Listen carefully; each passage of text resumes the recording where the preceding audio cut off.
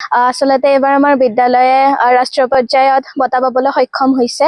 গতিকে খুবেই ভাল লাগিছে মনটো। ইয়াৰ বাবে আসলতে আমাৰ গাইড টিচাৰ শ্ৰী দুলুমণি ৰাভা বাইদেউক অশেষ ধন্যবাদ জনাইছোঁ, আমাক ইমানখিনি সহায় কৰি দিয়াৰ বাবে। লগতে আমাৰ বিদ্যালয়ৰ প্ৰধান শিক্ষক মহোদয়কো আসলতে অশেষ ধন্যবাদ জনাইছোঁ। এই 4 মাহ ধৰি আমাৰ লগত বহুতখিনি আসলতে লাগি আছে, ইমানখিনি সহায় সহযোগিতা কৰি আছে। লগতে জীৱনৰ এক ডাঙৰ অভিজ্ঞতা হ'ব এইটো। গতিকে খুবেই ভাল লাগি আছে। আৰু কালি মই গম পাইছোঁ যে ছাৰে ক'লে আৰু মোক যে 21 তাৰিখে ভাৰতৰ মাননীয় প্ৰধানমন্ত্ৰী ডাঙৰীয়াৰ লগত ইণ্টাৰেক্ট কৰিবলৈ সুবিধা পাম। গতিকে তাৰ বাবেও মনটো খুবেই ভাল লাগি আছে। এইটো এক ডাঙৰ অভিজ্ঞতা হ'ব মোৰ জীৱনৰ। হয়, আমাৰ খুব গৌৰৱৰ কথা, উত্তৰ গুৱাহাটীৰ দুখনকৈ বিদ্যালয় ৰাষ্ট্ৰীয় পৰ্যায়ত উজ্বলি উঠিছে। আমি ৰাষ্ট্ৰীয় বঁটা পাবলৈ সক্ষম হৈছোঁ।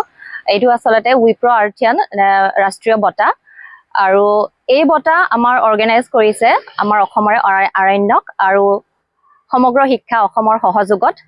তাৰ বাবে আমি ধন্যবাদ জনাব লাগিব আৰণ্যকলে আৰু সমগ্ৰ শিক্ষা অসমলৈ। ইমান ধুনীয়া, ইমান ডাঙৰ এটা প্লেটফৰ্ম আমাৰ ল'ৰা ছোৱালীক সুবিধা দিছে, ৰাষ্ট্ৰীয় পৰ্যায়লৈ যাবলৈ সুবিধা দিছে। আৰু লগতে যিমান পৰিৱেশ হওক, জৈৱ বৈচিত্ৰ্য হওক, সকলোবিলাকৰ প্ৰতি সচেতনতা বঢ়াবলৈ আমি সুবিধা পাইছোঁ ল'ৰা ছোৱালীক।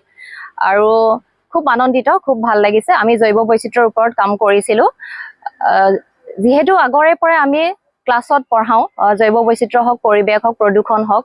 এতিয়া আমি এই প্ৰজেক্টৰ জৰিয়তে হাতে কামে লাগি প্ৰেক্টিকেলি আমি সকলোবিলাক পঢ়াব পাৰিছোঁ। আৰু এই ক্ষেত্ৰত মই ভাবোঁ ল'ৰা ছোৱালী বহুতখিনি শিকিব পাৰিছে, এটা আত্মবিশ্বাস গঢ়ি তুলিছে যে অসমীয়া মিডিয়ামত পঢ়িও আমি পাছলৈকে বহুত ডাঙৰ সপোন দেখিব পাৰোঁ বা ভাল কেৰিয়াৰ এটা বনাব পাৰোঁ। হয়, আমাৰ মানে খুব গৌৰৱৰ বিষয়। আমাৰ উত্তৰ গুৱাহাটী ছোৱালী হাইস্কুলে যোৱা বৰ্ষতো 2টা পুৰস্কাৰ পাবলৈ সক্ষম হ'ল ৰাষ্ট্ৰীয় পৰ্যায়ত, আৰু এইবাৰো উইপ্ৰ আৰ্থিয়ান এৱাৰ্ড আমি উত্তৰ গুৱাহাটী ছোৱালী হাইস্কুলে লাভ কৰিছোঁ। আমি এনেকৈ প্ৰতি বছৰে পাম বুলি মই আশাবাদী। আৰু আমাৰ ছাত্ৰীসকলে আচলতে প্ৰজেক্ট বুলিয়ে নহয়, গোটেই বছৰটোৱেই এনেকৈ মানে যিকোনো এটা বিষয়ক লৈ পেলাই তেওঁলোকে ষ্টাডি কৰি থাকে।